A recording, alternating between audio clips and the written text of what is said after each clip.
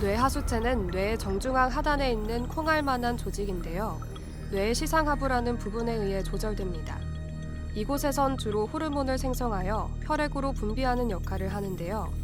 호르몬은 다른 세포 또는 조직이 활성화되도록 자극하는 화학물질로 직접 신체에 영향을 미치거나 타 장기에 있는 호르몬샘의 기능을 조절합니다. 뇌하수체는 여러 호르몬을 분비하는 장기입니다.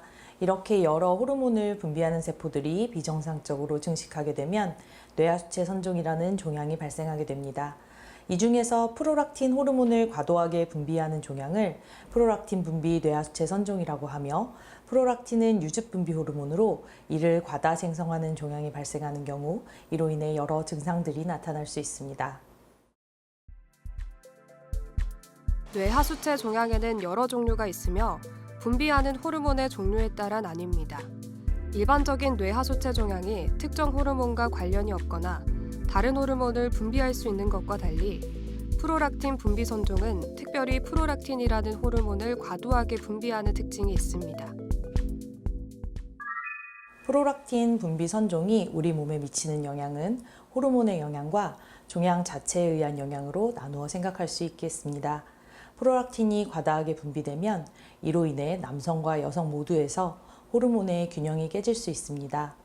또한 일부 환자에서는 프로락틴 분비 선종이 자라면서 뇌하수체와 그 주변의 구조물에 영향을 주게 되기도 합니다. 프로락틴 선종은 뇌하수체 선종 중에서 가장 흔합니다. 전체 뇌하수체 선종의 약 40%를 차지하는 양성 종양인데요. 일반적으로 생존에 문제를 일으키지는 않습니다. 다만 프로락틴 선종이 있을 경우 성선 자극 호르몬 분비를 감소시키며 여성은 에스트로겐, 남성은 테스토스테론을 감소시킵니다. 여성의 경우 과도한 프로락틴이 에스트로겐 분비를 억제하며 초경 전의 여성에서는 초경이 지연될 수 있고 월경량이나 횟수가 감소하거나 무월경이 발생하기도 합니다. 또한 임신이나 출산을 하지 않았음에도 불구하고 유즙이 나오는 현상이 발생할 수 있습니다. 남성의 경우 프로락틴 과다 분비가 테스토스테론 수치를 낮추어 성욕이 감소하고 발기부전이 발생할 수 있습니다. 장기간 테스토스테론 수치가 낮아지면 근육량도 줄어들 수 있으며 드물게는 유즙 분비나 여성형 유방이 나타날 수도 있습니다. 종양의 크기가 커지면 뇌하수체와 주변 구조물에 영향을 미치며 두통이 발생할 수 있으며 시신경을 압박해 시야가 좁아지거나 흐려지는 시야장애가 나타날 수 있습니다. 특히 양쪽 시야의 바깥쪽 부분이 잘 보이지 않게 되는 양측 반맹이 나타날 수 있습니다. 프로락틴 분비 선종에 있어서 특별히 특정 인구에서 더 자주 발생하는 경우는 많지 않습니다. 하지만 프로락틴 분비 선종은 일부 경우에 가족력과 연관될 수 있는데요.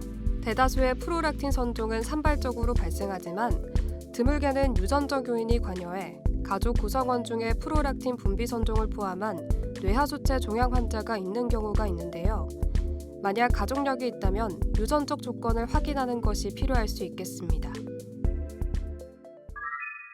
몇 가지 드문 유전 질환 외에 발생하는 프로락틴 분비 선종의 정확한 발생 원인은 아직 명확하게 밝혀지지는 않았습니다만 여러 연구들이 원인을 밝히기 위해서 진행되고 있습니다.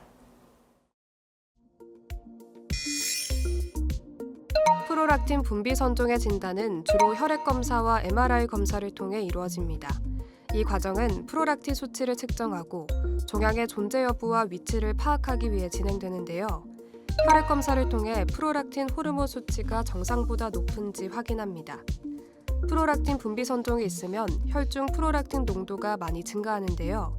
다만 프로락틴 수치는 스트레스, 수면, 운동, 임신 등에 의해 일시적으로 상승할 수 있으므로 주의 깊게 검사 타이밍을 조절하거나 여러 번 검사를 진행하기도 합니다. MRI 검사를 통해 종양의 위치와 크기를 시각적으로 파악하는데요. 특히 종양의 크기와 주변 조직과의 관계를 확인하는 데 중요합니다. 또한 필요에 따라 시야 검사나 기타 호르몬 검사도 병행해 종양의 전반적인 영향을 평가하게 됩니다. 프로락틴 분비 선종의 치료에는 주로 약물 치료, 수술, 방사선 치료가 사용됩니다. 먼저 약물 치료로는 도파민 작용제를 사용하여 프롤락틴 수치를 낮추고 종양의 크기를 줄일 수 있으며 이는 대부분의 환자에서 효과적입니다. 약물 치료로 충분히 조절되지 않거나 약물에 반응하지 않는 경우에는 수술을 통해 종양을 제거할 수 있습니다. 드물게 약물과 수술로도 조절되지 않는 경우에는 방사선 치료가 대안으로 고려될 수 있습니다. 프롤락틴 선종의 주된 치료법은 약물 치료입니다. 도파민 작용제를 사용하여 프롤락틴 분비를 억제하고 종양 크기를 줄이는 방법이 일반적인데요. 종양이 크거나 약물 치료가 효과가 없을 때는 수술이 필요할 수 있습니다. 일부 환자는 방사선 치료를 진행할 수 있는데요. 보통 약물과 수술로 해결되지 않는 경우에 선택됩니다. 약물 치료의 경우 도파민 작용제의 영향으로 위장장애, 변비 등을 경험하는 환자들이 있고 불면이나 기립성 저혈압을 호소하는 경우도 있습니다. 아주 드물게는 충동 조절 장애가 나타나는 경우가 있어 약제 시작 후 적절한 추적 관찰이 필요합니다. 수술의 경우에는 수술 전 선종의 크기나 주변에 미치고 있었던 영향에 따라 일부 환자에서 수술 후 뇌하수체 호르몬 대체요법이 필요할 수 있습니다. 프롤락틴 선종은 적절한 치료를 받지 않을 경우 호르몬 균형의 이상으로 일상생활이 힘들어집니다. 또한 종양의 지속적인 성장으로 인하여 시력을 잃을 수도 있는데요. 무엇보다 꾸준히 약을 먹는 것이 중요합니다. 생활 중 프롤락틴의 분비를 조절하는 도파민 성분이 함유된 약물, 예를 들어 소화제 등을 먹어야 할 때는 반드시 전문의와 상의해야 합니다. 정기적인 추적 관찰 및 치료를 유지하고 갑작스러운 두통, 시야장애 등이 발생하지 않는지, 약물을 투여하는 중에도 유주분비나 무월경이 발생하지 않는지에 대해 주의를 기울이는 것이 중요하겠습니다. 여기서 잠깐! 잘못된 의학 상식을 바로잡아 건강도 지키고 상식도 키우는 Yes or No. 프롤락틴 분비 선종은 재발이 잦아 치료가 어렵다는데 사실인가요? 아닙니다. 처음 진단 시의 종양의 크기와 종양의 약물에 반응하는 정도에 따라 치료 경과는 다르게 나타납니다.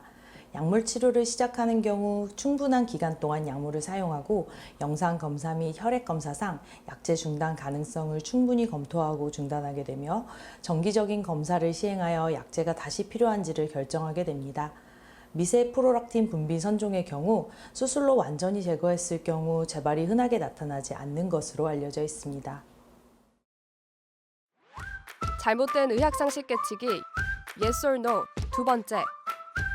프롤락틴 분비 선종은 임신이나 모유 수유와 관련이 있나요? 맞습니다. 프롤락틴이 높게 유지되면 여성 호르몬 및 남성 호르몬의 분비에 영향을 주기 때문에 임신 자체에 영향을 줄 수 있습니다. 치료 중인 환자에 있어서는 대부분 임신 중 약제를 중단하지만 종양의 크기에 따라 약제를 유지하기도 합니다. 임신 중 프롤락틴 분비 선종은 크기가 증가할 수 있기 때문에 출산 후 영상 검사를 통해 이를 확인하고 이는 약물 치료를 다시 시작하는 시점에 영향을 줄 수 있습니다. 모유 수유의 경우 가능하지만 일부 환자에서는 약제 시작에 따라 모유 수유를 중단하게 될 수 있습니다. 프롤락틴 분비 선종과 같은 호르몬 질환은 정서적으로도 영향을 미칠 수 있습니다. 때때로 환자들은 불안감이나 우울감을 느낄 수 있어 주변인들의 심리적 지지가 필요한데요. 심리 상담이나 같은 질환을 겪는 환자 모임에 참여해 정서적 지지를 받는 것도 환자의 삶의 질 향상에 큰 도움이 될 수 있겠습니다. 가임기 여성의 경우 무월경이 지속되는 경우에는 원인 감별을 위한 검사를 반드시 받아보실 것을 권고드립니다. 프롤락틴 분비 선종에 대해 치료를 받는 환자분들은 임신을 계획하는 경우 반드시 의사와 상의하실 것을 권하겠습니다.